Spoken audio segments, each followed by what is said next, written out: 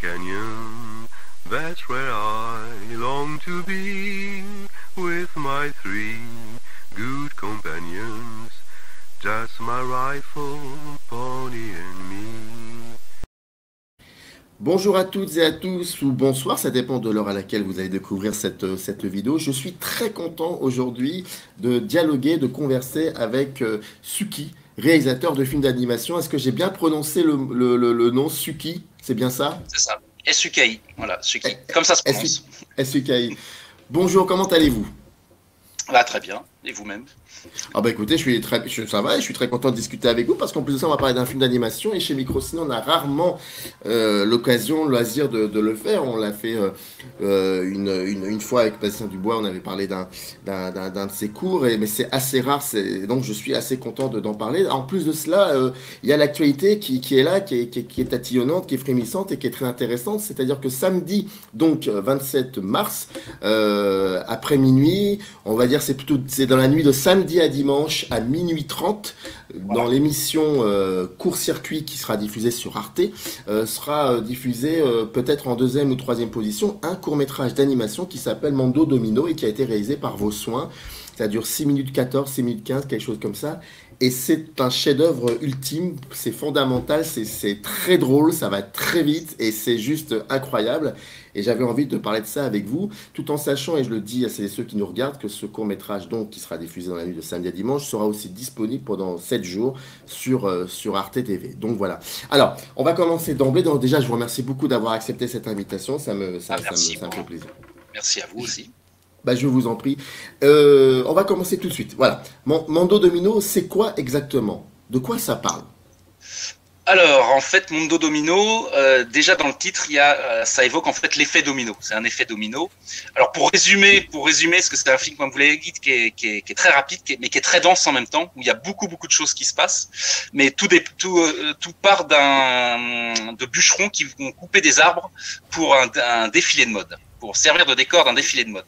Donc toute ressemblance avec des événements qui ont existé ne sont pas fortuits, puisque on est parti d'un événement qui s'est passé il y a 3-4 ans de ça, pour un défilé au Grand Palais, où ils avaient découpé des arbres, des vrais arbres, pour servir de décor à un défilé de mode qui dure 15 minutes. Donc à partir de là, il y a un fil conducteur, il y a un effet domino qui va s'enchaîner, et donc des catastrophes de plus en plus tout aussi absurdes que grand guignolesques vont s'enchaîner jusqu'à un point où vous le découvrirez samedi prochain.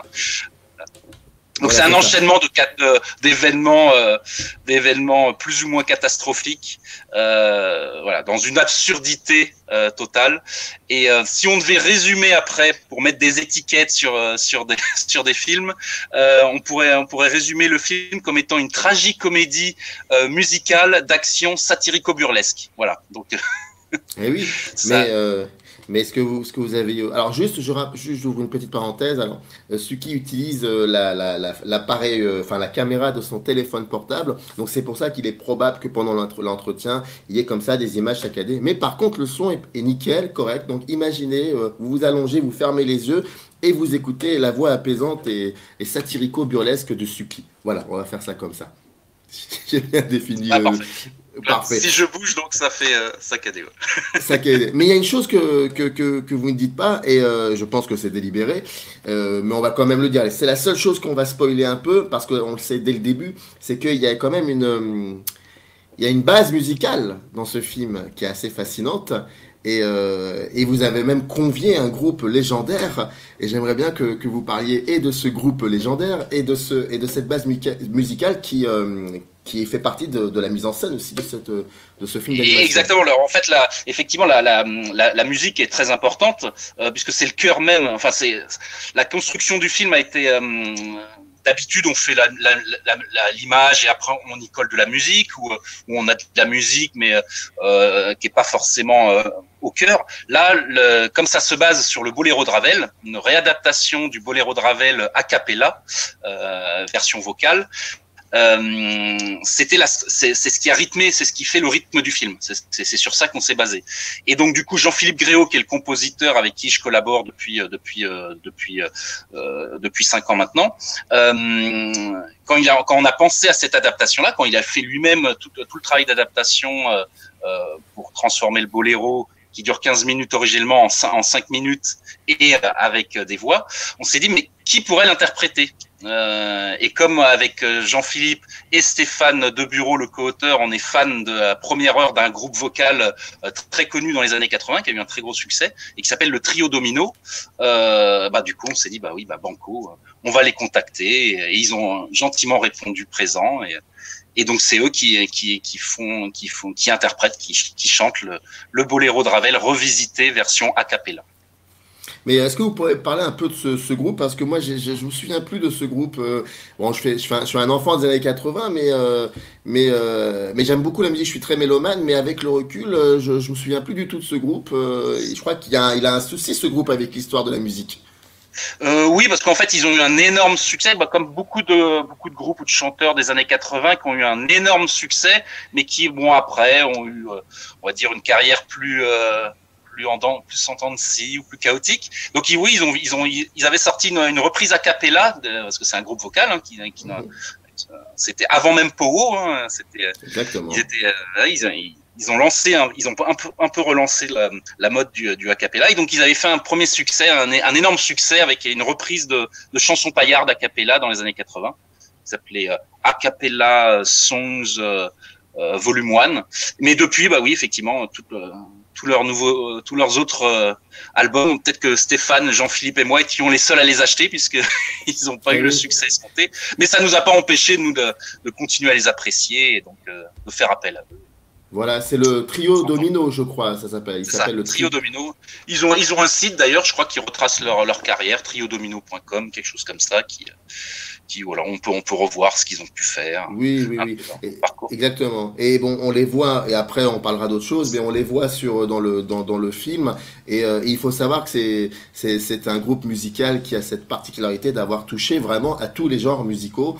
Et la Britpop, le rail même, ils ont fait, je crois, je cherche ardemment cet album de rail, mais ça n'a pas fonctionné du tout. Et, ils ont fait du grunge aussi, beaucoup de reprises, beaucoup de duos aussi qu'on pourra retrouver, je pense.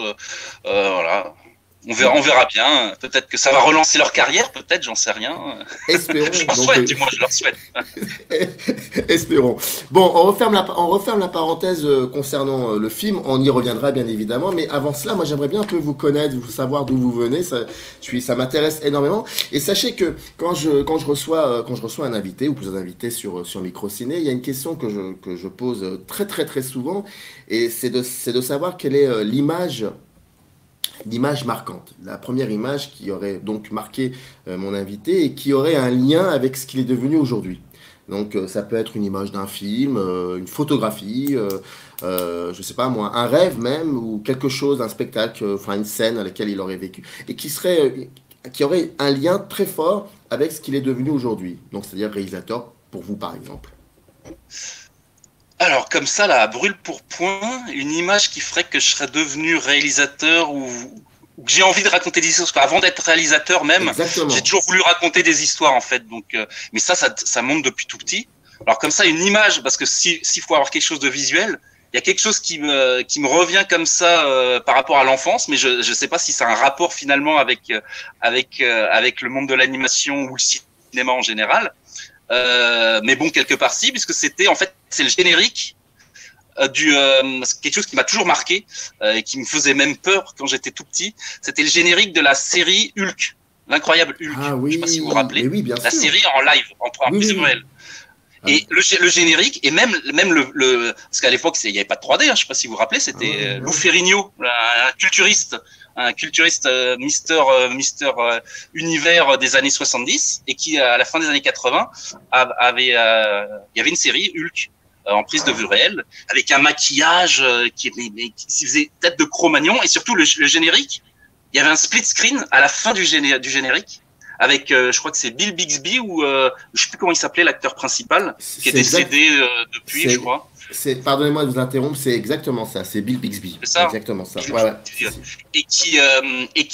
Et à la fin du générique, il y a un split screen, donc un écran partagé en deux, où d'un côté il y a donc l'acteur Bill Bixby en humain, pas vert, Docteur Banner, et de l'autre côté il y a Hulk, et qui fait en plus il y avait un son, ils avaient fait un son et qui faisait peur. C'était un mélange de bêtes, d'ours. Je sais pas, j'ai jamais su comment ils l'ont fait. Je me suis jamais renseigné d'ailleurs même. Mais ça m'a, voilà. Donc s'il y a une image marquante, parce qu'elle m'a vraiment marqué, même pour m'en souvenir encore maintenant. Et après, est-ce que ça m'a influencé dans le fait de vouloir raconter des histoires, en tout cas, ça m'a marqué. Donc, et c'était quand même des histoires. Donc voilà, donc il y a quelque chose, et en plus Hulk m'a toujours après fasciné, la mythologie autour de Hulk, de la transformation et tout. Donc je sais pas, une colère enfouie qui rejaillit. Donc peut-être que oui, parce qu'après si on doit faire l'analogie psychologique de tout ça, j'aime bien. Moi, quand je raconte des histoires, c'est aussi pour me libérer de névroses ou de choses que j'ai envie de dire, des choses que je peux pas exprimer autrement, parce que bon, quand je m'exprime, des fois, je m'égare un peu dans toutes mes pensées. Moi, quand je raconte une histoire, je me concentre, je réfléchis, je me pose, et j'arrive à raconter ce que j'ai envie de dire sur l'état d'un monde qui part, qui des fois est complètement absurde. Donc voilà. Donc je sais pas. Voilà. Je sais pas si ça répond à votre question, mais en tout cas, Hulk, le générique de la série Hulk qui me revient comme ça et qui m'a marqué. Après, pour vous dire par la suite, oui, bah, il y a plein d'images, il y a plein de films, on a plein de références, je suis habité de plein, je suis un enfant des années 80, donc il y a, entre les Spielberg, il y a plein de choses qui me reviennent comme ça, mais il n'y en a pas une seule, si ce n'est celle-là. Voilà, Hulk, l'homme vert. L'homme vert, mais après, pour pas trop faire de psychologie de bazar, le fait que Hulk, ça parle aussi, quand vous étiez en train de me dire que les films que vous avez réalisés, que vous avez pensé, imaginé et réalisé, elles traduisent aussi un monde, pas en perdition, mais un monde qui part un peu en live, comme on dit. Et quand on connaît un peu l'histoire de Hulk, c'est un peu ça aussi. C'est pour ça que ce personnage devient ce qu'il devient, parce que il y a un moment autour de lui, quelque chose qui fait que ça part en live et il ne le supporte pas, donc il se met en colère. Donc il y a un peu de cela. Mais juste, je pose une petite question. J'ai pas pu voir vos précédents films, mais je voulais savoir, est-ce que ce qui est intéressant l'un des aspects intéressants de Mondo Domino, c'est que effectivement vous utilisez la base musicale du Boléro de Ravel, d'accord, qui m'a d'ailleurs rappelé l'utilisation de cette musique-là par De Palma dans son film, je crois que c'était Passion, je crois, si je me trompe pas. Si je me trompe pas, non, c'est pas Passion. Non, je dis n'importe quoi. Je fais Femme Fatale. Et Femme Fatale s'ouvre sur une espèce de plan séquence ou 2-3 plans séquences, je ne sais plus, avec l'utilisation de la musique du Boléro de Ravel. Donc je trouvais ça aussi intéressant. Ah, je me rappelle pas. Ça, c'est parmi ces tout derniers là. Je crois qu'il a 10 ans. Femme Fatale, non, c'était avec. Ah oui, c'est vous savez, l'ouverture, je crois, se déroule. Ça se passe à Paris, non? C'est à Paris que ça se passe pas. Oui, mais c'est avec Antonio Banderas, non? C'est pas ça? Ouais, voilà, c'est ça. Bah, je me rappelais plus que c'était le Boléro, tiens, je me rappelais plus. Mais si je me trompe pas, oui, parce qu'il l'a un peu traficoté, mais c'est le Boléro de Ravel, Et est-ce que, et la particularité aussi de votre film d'animation, c'est que il y a plusieurs plans séquences comme ça, il y a un travail comme ça sur la durée. Est-ce que c'est simplement, vous l'avez utilisé parce que c'est lié aussi à ce que le Boléro de Ravel génère comme vision, comme imagination, comme sensation, le fait que ça et donc on se dit donc il doit y avoir moins de cuts mais plus de choses sur la durée, ou est-ce que par contre ce travail sur la durée, c'est quelque chose qui a toujours été un aspect important dans votre façon de raconter des histoires et ensuite de les mettre en scène? Oui, bah alors effectivement, pour moi, le médium cinéma, avant tout, c'est on raconte des histoires. C'est Hitchcock qui disait un film, c'est trois choses, une histoire, et une histoire. Mais au-delà de ça, une fois qu'on a l'histoire, parce que moi, je me base là-dessus. J'ai pas de flash visuel, j'ai pas de choses comme ça qui me font penser à une histoire. C'est avant tout, j'ai envie de raconter quelque chose. Et après, par contre, tout de suite me vient la manière de vouloir la raconter. Et ça passe par l'image. et ça passe par le son et la musique, parce que les deux peuvent être dissociés aussi, peuvent être différents. On peut ne pas avoir de musique, mais que du son, et le traitement sonore est aussi très important. Est-ce que c'est un traitement sonore réaliste, pas réaliste? Et l'image, c'est pareil. Et dans les films d'animation, on a la possibilité d'aller peut-être encore plus loin dans l'image, mais ça n'empêche pas que même en prise de vue réelle, je ferai des films en prise de vue réelle, je me poserai les mêmes questions sur l'image, parce qu'on peut très bien, avec une caméra et les effets spéciaux, ou en jouant sur les couleurs, raconter des choses, parce que ça raconte des choses. Il faut que ça vienne servir justement un scénario. Et là, la musique, comme je vous disais tout à l'heure, le boléro était aussi au cœur du film, parce que dès qu'on a eu l'histoire, on a tout de suite penché, je me suis dit, tiens, le boléro, il est intéressant, parce que c'est ce que vous disiez. Il y a une structure dans le boléro qui est une sorte de ritournelle, et qui est crescendo en plus, et qui colle parfaitement à l'effet domino crescendo dans le film. Donc du coup, le boléro était là. Mais par contre, après, pour les travelling, c'est un mélange. C'est que la musique induit des choses, mais la façon dont le film est rythmé, au début, il y a une sorte de lenteur. On commence dans la nature de façon bucolique. Les spectateurs le découvriront, mais là je spoil pas trop parce que c'est le tout début. Mais ça commence comme ça, avec effectivement un travelling, un long plan séquence en travelling. Mais là c'est parce que la musique commence de toute façon déjà tout doucement, comme le boléro, il commence tout doucement. Et là il y a un travelling qui vient un peu insinuer inconsciemment l'effet domino avec les arbres qui se font découper, qui sont tous alignés. Comme les jeux de dominos, comme les concours de dominos qui sont alignés, quoi, et qu'on va déclencher par la suite, quoi. Donc ce travelling là, il vient servir pour commencer de façon crescendo et tout doucement. Il accompagne la musique et il raconte en même temps, il vient soutenir ce que raconte le film. Donc c'est un doux mélange de tout ça qui se réfléchit en amont. Donc voilà. Donc et après effectivement il y a des références. Après viennent se greffer là-dessus. Vous citiez Brian De Palma, mais le maître des plans séquences, des ouvertures à la Snack Eyes ou les choses comme ça. Enfin on connaît toute sa maestria sur les plans séquences, sur les split screen aussi. Oui. Ça, je disais tout à l'heure avec Hulk, mais moi aussi j'aime beaucoup les split screen aussi. Donc peut-être qu'aussi le générique de Hulk finalement, parce que plus j'y repense maintenant, plus c'est finalement effectivement c'est une question très intéressante, parce que ça vient tirer le fil, l'effet domino à l'envers.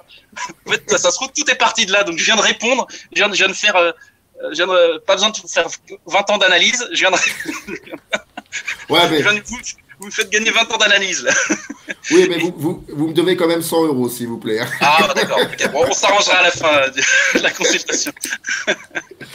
Non mais par contre, alors juste avant de revenir sur le film d'animation, je voulais aussi savoir un petit peu, est-ce que, alors donc j'imagine que le cinéma en tant que langage, c'est quelque chose qui vous a, j'imagine, sensibilisé assez rapidement, et comment ça s'est fait le chemin pour arriver jusqu'à l'animation? Est-ce que l'animation vous a accompagné dès le début, ou c'est quelque chose qui s'est fait progressivement? Non, parce qu'en fait, oui, peut-être qu'avant toute chose, il faudrait aussi que je vous dise que donc j'ai pas un cursus j'ai pas suivi d'école de cinéma ni d'école d'animation, puisque je suis autodidacte. Si ce n'est en fait, j'ai fait un DUG à Paris 3 qui s'appelait à l'époque Art du spectacle option cinéma, mais dans lequel on apprend, on fait pas du tout de cinéma. Ah, vous l'avez fait aussi à Paris 3? Non, à Nanterre. Ah, c'est incroyable. Parce qu'il y avait Paris 8 aussi qui faisait ça, mais visiblement Paris 8 était beaucoup plus doté en matériel, et donc il faisait du cinéma, ou du moins il y avait beaucoup plus d'ateliers, des activités parascolaires autour de... À la Sorbonne 3, je leur fais peut-être de la mauvaise pluie, mais peut-être que ça a changé, mais à l'époque c'était, on y allait, c'était pour apprendre l'histoire de l'art, du cinéma, ce qui est certes intéressant 2-3 heures dans la semaine, mais le reste du temps, ça... Heureusement qu'à côté de ça, justement, dans les années 90, il y a eu l'avènement de l'informatique, et comme je savais un petit peu dessiner, du coup, je m'étais acheté une petite tablette graphique, et je me suis auto-formé sur les Photoshop, sur tout ça, parce que le cinéma en prise de vue réelle, parce que à la base, je suis pas plus baigné dans l'animation que ça. Mes parents ne sont pas du milieu du cinéma, et encore moins de l'animation. J'ai pas un amour plus grand que ça pour l'animation en tant que telle, mais c'est comme je savais dessiner et que je voulais raconter des histoires, je voulais faire du cinéma, eh ben, dans ma chambre, je pouvais m'inventer mes histoires et les mettre en œuvre. Donc voilà, donc c'est ça qui m'a mené. Après j'aime le cinéma d'animation, j'aime les Miyazaki, j'aime les Disney. Enfin, et après j'ai découvert en faisant moi-même des courts métrages, tout un univers, en allant dans les festivals, en découvrant tout un autre univers de courts métrages. Qui sont pas forcément liés qu'aux enfants, parce qu'à chaque fois on associe l'animation aux enfants, parce que les Disney ont fait qu'on croit que c'est que pour les enfants, mais en fait l'animation, on peut raconter tout ce qu'on a envie de raconter de la même manière que des films en prise de vue réelle. C'est du cinéma à part entière, c'est pareil. Sauf que moi c'est un outil, c'est l'outil le plus simple pour m'exprimer que j'ai trouvé pour m'exprimer. Ça permet d'être un peu tout seul aussi par moment, même si c'est bien après de travailler en équipe aussi, d'avoir d'autres personnes à qui on peut coécrire, on peut Alors, à la base, je voulais on en avait discuté un petit peu hors champ, je dis pour celles et ceux qui nous regardent, je voulais montrer des captures d'écran du film, mais il est vrai que ça serait beaucoup plus sympa, j'ai envie de dire, pour si vous n'avez pas encore vu le film, de découvrir ça le jour où vous le verrez, et pas forcément de voir quelques idées, quelques plans du film. Ce serait dommage. Donc je voulais montrer des photos. Je ne le ferai pas, mais je vais quand même revenir sur quelques moments du film, sans spoiler bien évidemment, parce que le film que vous avez fait, comme vous l'avez dit, il est peut-être court, mais il est extrêmement dense. Il parle de beaucoup de choses. Et puis c'est un film qui travaille beaucoup sur le détail. Moi, je me suis amusé, comme je l'ai vu plusieurs fois. Il y a il y a plusieurs niveaux de lecture dans le film. Donc il y a parfois des petits détails qui sont comme ça incrustés, et qui vont vite, mais qui sont là. Et donc ça, on va aussi en parler. Il y a une seule image que je vais me permettre de montrer, et je pense que ça va pas vous déranger, ça va pas du tout spoiler. C'est l'économie du cinéma. Parce que ça, je crois qu'il faut quand même en parler. De l'économie du cinéma, c'est très très important, parce que sinon il n'y aurait pas de film. En fait, c'est celle-là, voilà. Ça, c'est l'ouverture donc dans votre film. Et la question, elle est très très simple. Aujourd'hui, en 2021, alors, je sais qu'il y a le Covid qui est là et tout, mais hors Covid, est-ce que c'est évident, c'est simple de faire ce genre de film aujourd'hui en 2021? Alors, voilà, c'est pour ça que je pose la question. Alors oui, effectivement, pour ce film-là, parce que comme je vous ai dit, je suis autodidacte et donc mon parcours il est assez chaotique et très indépendant, et dans l'esprit et dans la manière aussi de faire les films. C'est-à-dire que n'ayant pas eu tout de suite en sortant d'école, j'ai pas eu de production tout de suite, ou j'ai pas pu trouver des budgets pour faire des films.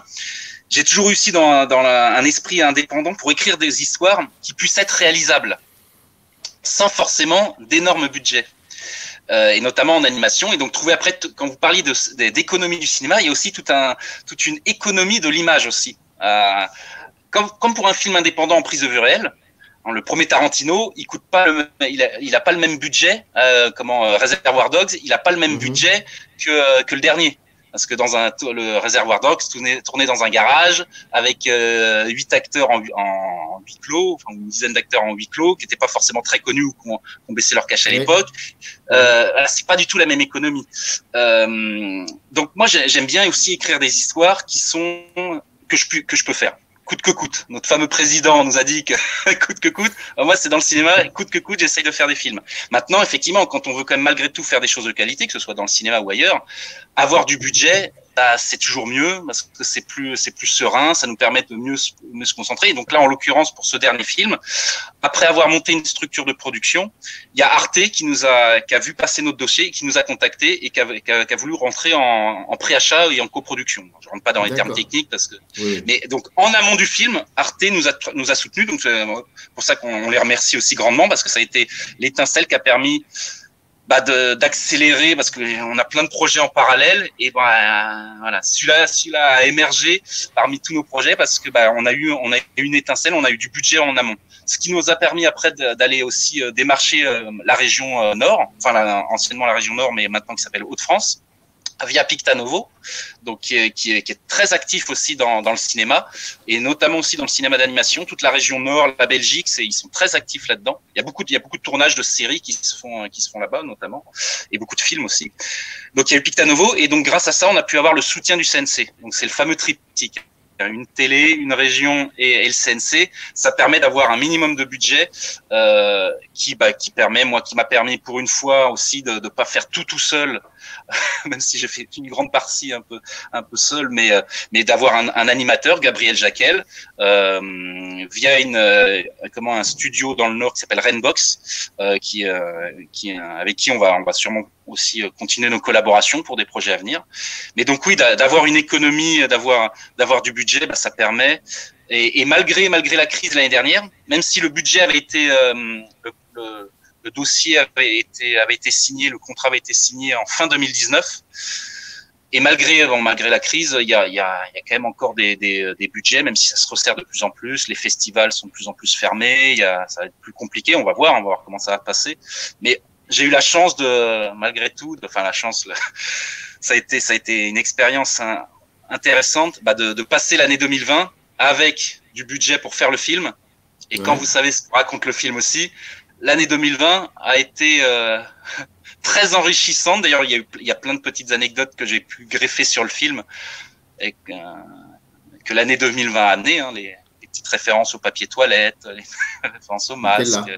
Nutella, le Nutella, c'était un événement qui nous avait marqué aussi. Mais c'était avant, je crois. Est-ce que c'était en 2020 Nutella ou c'était en non. Enfin, je pense que depuis, il y a dû y avoir les mêmes trucs, parce que de toute façon, le Nutella, c'est comme les Black Friday, il y a des émeutes pour des choses à la con. Et non, l'épisode du Nutella où les gens s'étaient battus pour 70% de réduction sur du chocolat.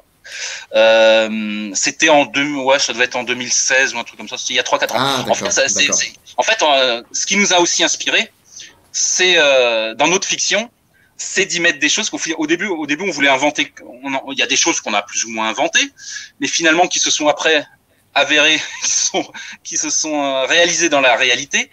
Mais après, on y a greffé finalement plein de choses, plein de faits divers, parce que justement, pour montrer l'absurdité, ce que montre le film quand les gens le verront, c'est pour pointer du doigt toute l'absurdité d'un monde qui fonce à toute berzingue vers un mur qu'on voit depuis longtemps, et là qu'on voit arriver depuis longtemps, mais qui là, on a l'impression qu'il y a une accélération avec les chaînes continues et la folie d'un monde, quoi. Et là, le Covid, ou la Covid, je sais pas comment on doit dire maintenant, a révélé aussi des choses sur un état d'esprit,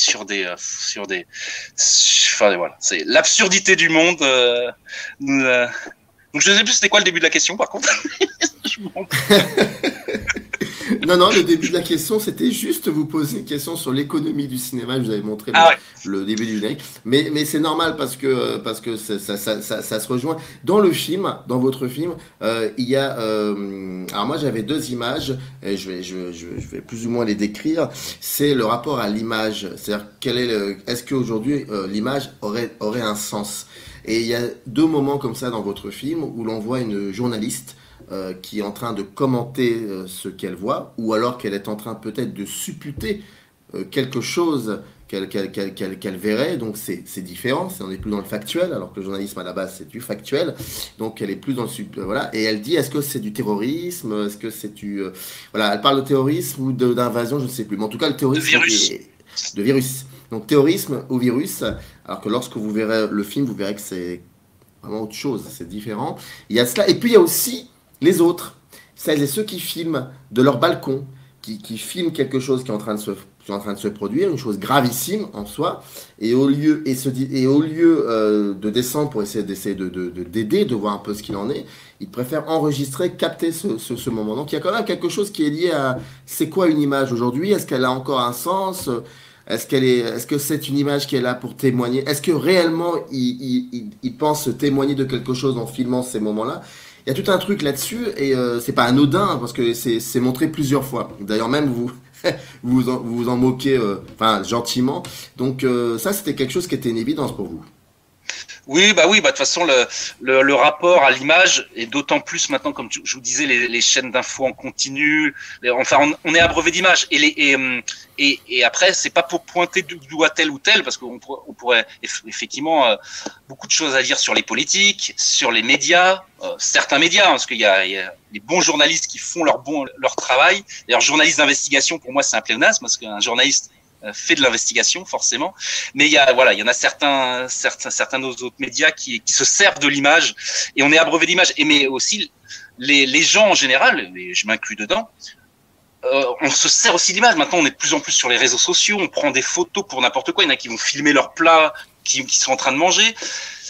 Donc l'utilisation de l'image, elle est partout maintenant. Elle est partout. Et donc dans le film, effectivement, nous on pointe du doigt ces comportements, que ce soit les politiques, que ce soit les médias, mais que ce soit aussi les personnes en général qui aussi vont filmer quelque chose. Il y a eu des faits divers tragiques comme ça où il y a des rixes, il y a des gens qui se font bastonner. Les gens, plutôt d'aller les aider ou d'aller séparer les gens, maintenant ils prennent leur téléphone et ils filment. Mais c'était déjà le syndrome avant, quand il y a un accident, les gens s'arrêtent pour regarder l'accident. Donc le rapport à l'image, mais le rapport à ce qu'on voit, c'est assez intéressant parce que est-ce que ce qu'on voit ou ce qu'on nous montre, c'est la réalité, c'est la fiction, voilà, ce rapport à l'image effectivement est très intéressant. Les gens qui sur internet postent une photo pensant que c'est une photo prise sur le vif pour montrer leur vie soi-disant merveilleuse, mais ils ont mis 3 heures pour la prendre en photo en mettant des filtres et en gommant voilà, et en se mettant sur le bon angle. Voilà. Donc ce rapport à l'image, il fait partie prenante encore une fois. Le médium cinéma, de toute façon, c'est par l'image aussi que ça passe. Donc ce rapport à l'image, il est intéressant à aborder, quoi. Mais est-ce que le cinéma a encore un intérêt réel de témoignage ou est-ce qu'il se laisse plus ou moins pas embarquer, mais comment dire, noyé par cette chose qu'on appelle image et qui n'est pas forcément de l'image, qui est plus de l'agression? Est-ce que le cinéma a encore un sens? Parce que quand on voit votre film, le cinéma, pour vous, il doit être encore là, il a un sens, il doit témoigner de quelque chose, c'est une forme de résistance. J'ai l'impression qu'aujourd'hui, faire des films, c'est un peu un acte de résistance. J'ai cette impression-là. Alors, moi, je parle en mon nom parce qu'effectivement, moi, c'est ma manière de m'exprimer. Donc, j'aime m'exprimer par ce que je veux, par l'histoire que je veux raconter, Ouais. mais par l'image aussi, par le son. Enfin voilà. En fait, le cinéma, c'est mon moyen d'expression. Donc moi, quand je veux m'exprimer, j'ai rien contre les films qui sont purement divertissants, qui ne racontent, qui n'ont pas forcément de choses, qui veulent dénoncer des choses et tout ça, parce que bon après faire des choses que pour dénoncer ou ou des messages, c'est toujours réducteur aussi parce que ça d'imposer quelque chose. Moi par contre, je m'en sers pour m'exprimer moi, pour dire ce que voilà, pour mon regard. Bon, on parle d'image, mais du coup l'image que je montre, c'est mon regard à moi sur une société, sur un monde, sur des sentiments, sur des personnes, sur des choses. Et en fait, j'essaye de me servir du cinéma et de l'image du cinéma comme une sorte de miroir, en fait, de reflet sur une société dans laquelle je vis, dans laquelle j'interagis. Donc dans lequel je suis pas extérieur, je suis pas comme quelqu'un qui arrive et qui oh ça c'est pas bien, ça c'est bien, ça c'est pas bien. Je vis aussi là-dedans, je suis pétri de paradoxes aussi, je fais partie de ça. J'ai aussi un téléphone portable, hein, si on se filme, si on se voit, c'est parce que j'ai aussi un téléphone portable. J'ai un ordinateur, j'ai toujours été baigné dans l'image aussi.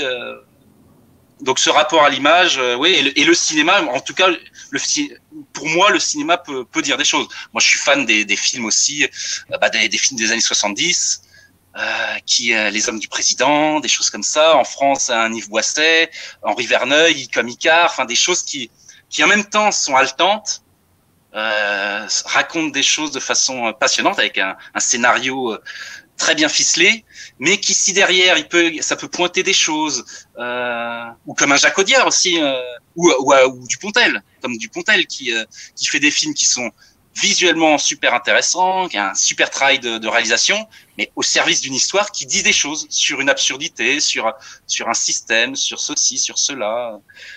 Récemment, je regardais aussi en Amérique, où en Amérique ils sont très forts là-dedans. Je parlais des Hommes du Président, mais récemment j'ai vu Vice avec sur Dick Cheney. C'est Christian Bale. Avec Christian Bale.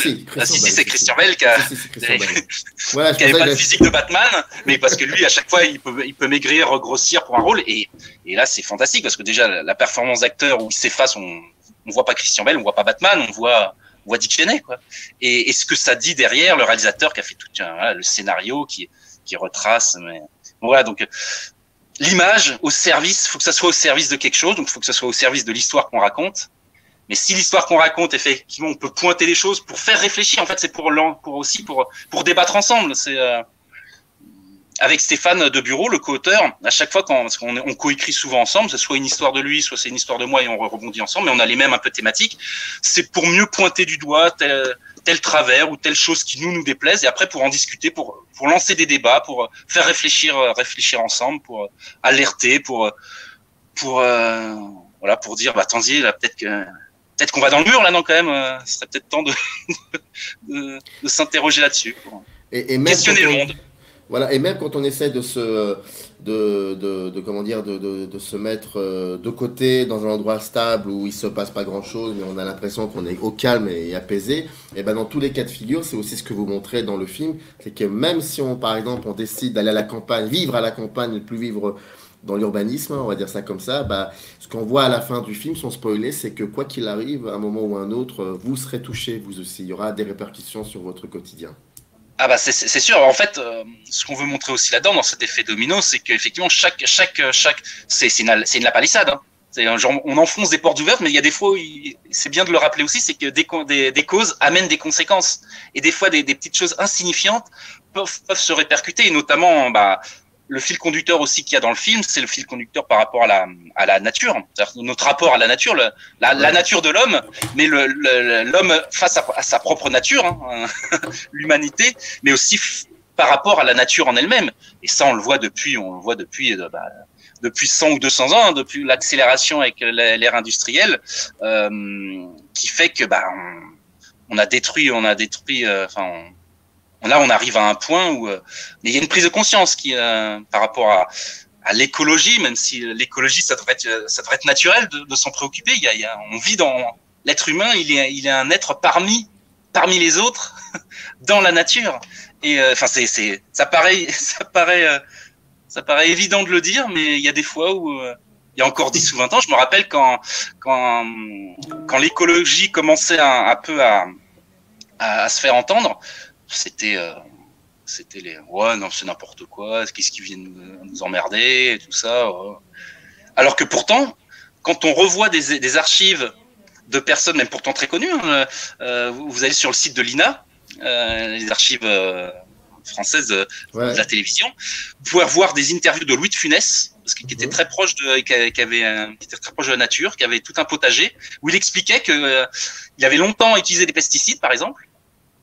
Et que non, on lui avait fait comprendre que non, les pesticides, et il avait compris aussi par lui-même après que non, tout ça servait à rien, et donc il prenait les potagers bio déjà à l'époque dans les années 60. Mais Michel Simon aussi, qui avait une interview, il disait que ce qu'on faisait par rapport à la nature, la déforestation, tout ça. Donc on croit que c'est récent, que ça a 10-15 ans la prise de conscience écologique, mais déjà un peu plus long. Donc il y a de l'espoir, hein. Il y a de l'espoir par rapport à tout ça. Mais ouais, voilà. Donc prise de conscience, donc ça peut être politique, écologique, à plein de niveaux. Donc pour l'image, pour faire réfléchir, pour se questionner ensemble. Voilà.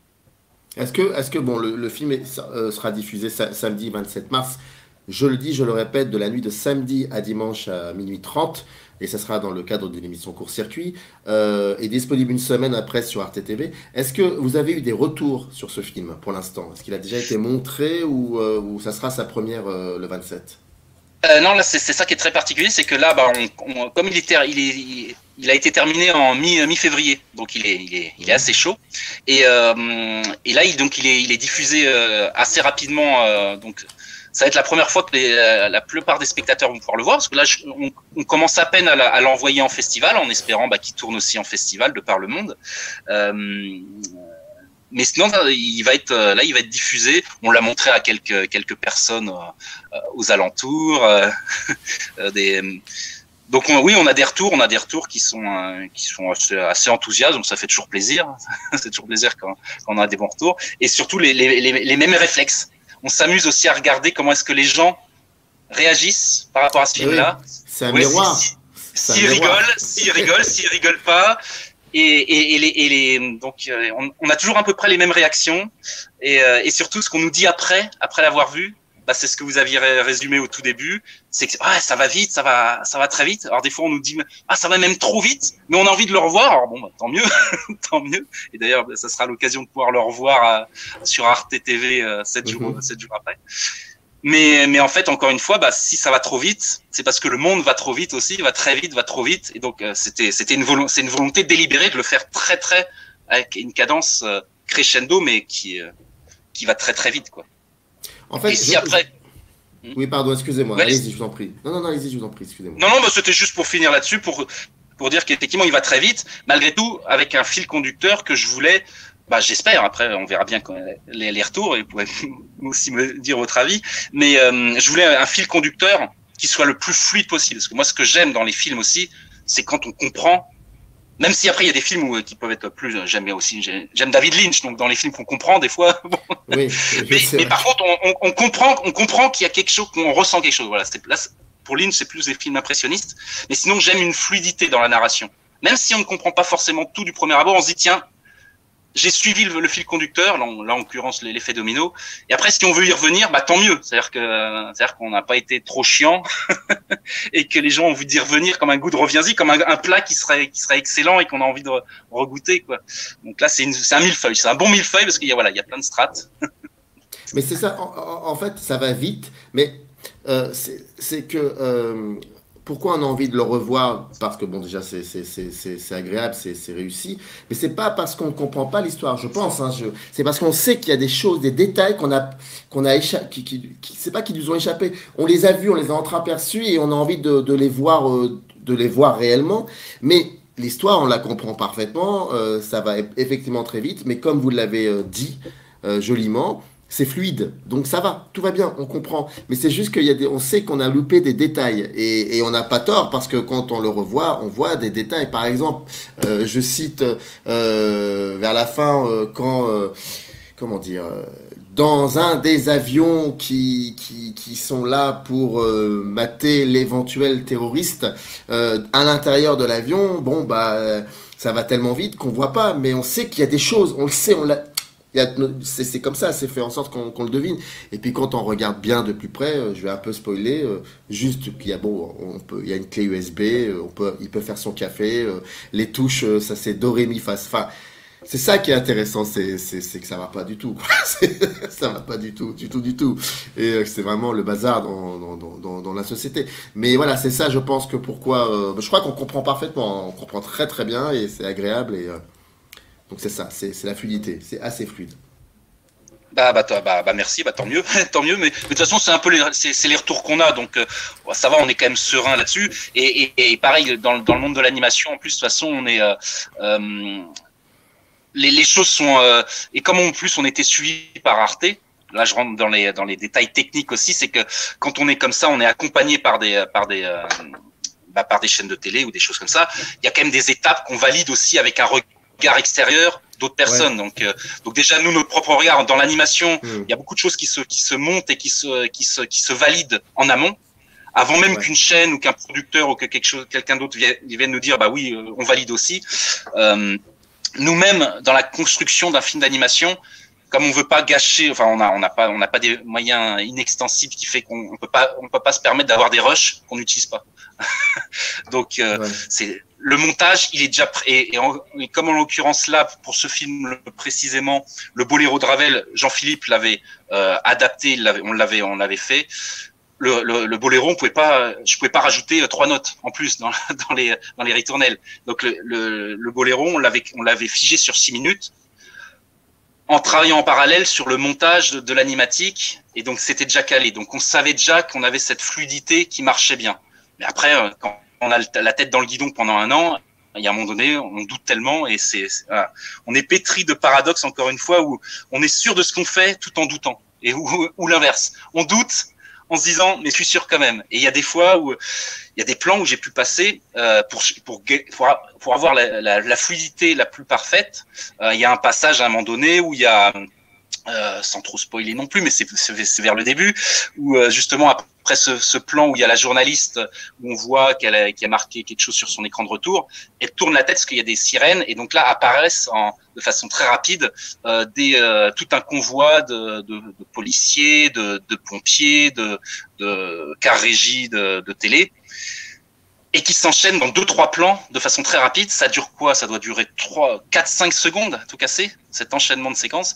Je crois que pour peaufiner le montage à l'animatique, à l'animation, parce qu'une fois qu'après on anime, il y a des fois à 1 ou 2 images près, un cut, un changement de plan. J'ai passé 1 mois pour faire ces 4-5 secondes au final, dans le peaufinage de l'anime. Parce que le panneau comme ça, qui est rapide, le panneau filé, à 2-3 images près, on a l'impression qu'il est trop lent ou qu'il est trop rapide. Et sur le plan d'après, s'il est trop rapide, trop lent, on n'a pas le temps de voir. Parce que comme il y a plein de choses qui se passent à l'écran, fallait que je me mette continuellement dans la peau du spectateur qui découvrait un plan.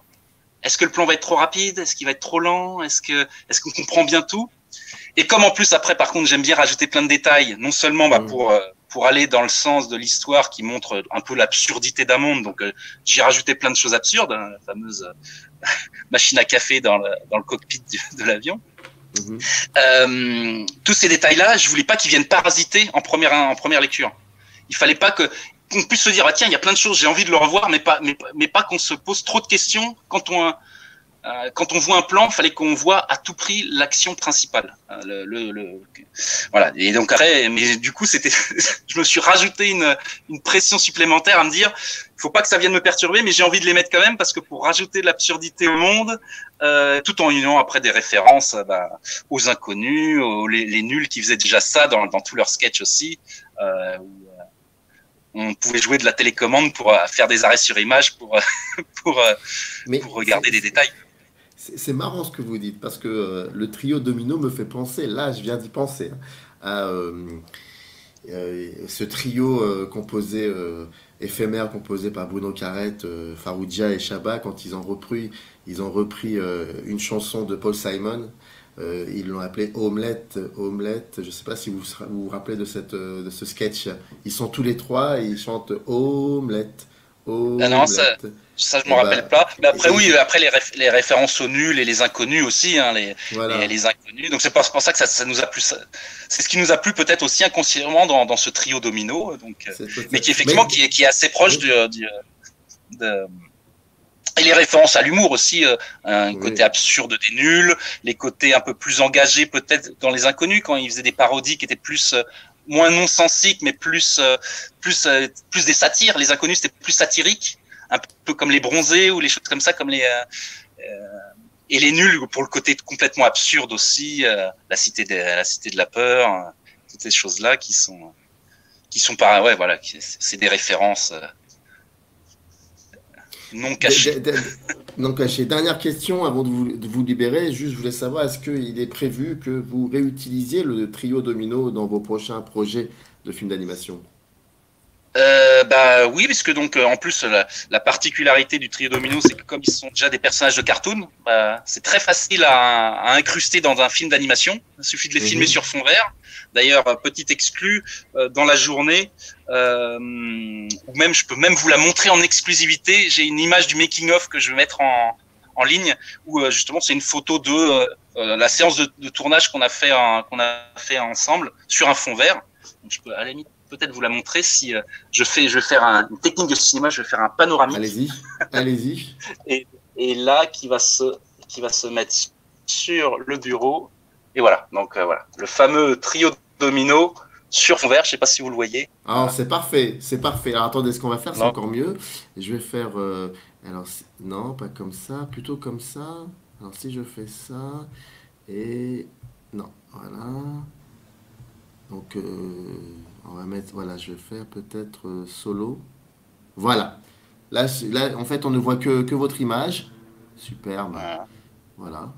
Donc on voit bien. Voilà. Donc c'était comme ça qu'on les a filmés. D'ailleurs sur le site.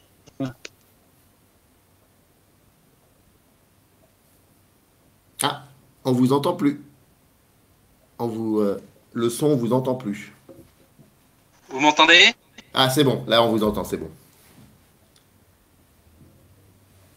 Là, je vous entends plus. Je vous entends plus là. Bon. Allô? Oui. Oh. Là, je vous entends, bon je pense. Ouais, c'est bon. Ok. Oui, donc bah voilà, oui, on a, comme ils sont faciles à incruster et comme en plus on les aime beaucoup et qu'on a bien sympathisé.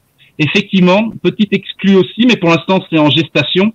On est en train de réfléchir avec Stéphane de Bureau pour faire un documentaire, un long documentaire sur leur parcours. Et comme là, je crois qu'ils nous ont parlé qu'ils allaient refaire une tournée. Ça serait l'occasion. On aimerait bien les suivre et les suivre dans leur tournée, les interroger sur leur parcours de vie depuis les années 80. Enfin, d'où pareil, ce qu'ils ont fait avant et tout leur parcours depuis les années 80. Qu'est-ce qu'ils ont pu faire, qu'est-ce qu'ils sont devenus, quoi. Et qu'est-ce que ça fait aussi d'être des personnages cartoonesques dans un monde réel, quoi. Donc et des fois, ils sont peut-être moins cartoonesques que certains. C'est surtout ça aussi. J'allais vous le dire. Bon. Souvent, et c'est ce que montre aussi un peu Mondo Domino. Enfin, c'est ce qu'on a voulu un peu montrer, c'est que la réalité, souvent, et de plus en plus, surpasse, voire trépasse maintenant la fiction. C'est-à-dire que quand on voit qu'en début 2019, début 2020, avant même la pandémie, il y avait un dirigeant d'une grande firme automobile qui, pour échapper à la justice japonaise, s'enfuit dans une malle. C'est déjà pas mal. Donc 2020 commençait bien déjà. Après, elle a bien continué 2020 et début 2021. Rappelez-vous, quand le Capitole est envahi par un gars avec des cornes, torse-poil, avec des tatouages nazis et un calbut en peau d'ours.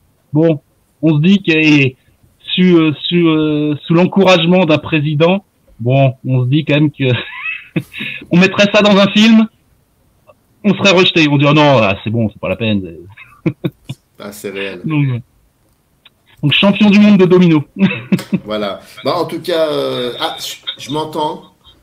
Bon, c'est pas grave, c'est la fin de l'émission, donc c'est pas grave. En tout cas, Mondo Domino, c'est dans la nuit de samedi à dimanche, samedi 27 mars, c'est à minuit 30. C'est dans le cadre de court-circuit. Vous pourrez le voir aussi pendant une semaine sur Arte TV. Toutes les informations sur la page dédiée de cet entretien. Merci beaucoup, Suki, d'avoir pris le temps. Plus de 50 minutes, alors que j'avais dit que ça durerait peut-être une demi-heure. Donc, je suis très content de votre générosité, de la générosité aussi de vos propos. C'était très agréable. Et il faut voir Mondo Domino. Merci à vous. Ça fait toujours plaisir, de toute façon, de prendre le temps un peu voilà, ça change des émissions. On n'a que 30 secondes pour développer un propos qui, justement, ne mérite au moins une demi-heure, une heure. Donc, ça fait toujours plaisir de pouvoir s'exprimer. Eh ben, écoutez, en tout cas, c'est un plaisir partagé. Merci beaucoup, Suki. Alors, bien sûr, ceux qui découvrent Microciné, si vous avez aimé cette vidéo, n'hésitez pas aussi à vous abonner. Il y a pas mal, tous les jours, une vidéo est publiée. On essaie de parler de tous les cinémas autrement, c'est important. Et encore une fois de plus, Mondo Domino, c'est la nuit de samedi à dimanche, 27-28. Il faut le voir, 5 minutes 30. Merci beaucoup, Suki. Et j'espère qu'on aura l'occasion peut-être de se revoir pour d'autres films. Merci. J'espère aussi. Merci. Très bonne journée et générique, c'est parti. Merci à vous aussi. Au revoir. In the canyon, that's where I long to be, with my 3 good companions, just my rifle, pony and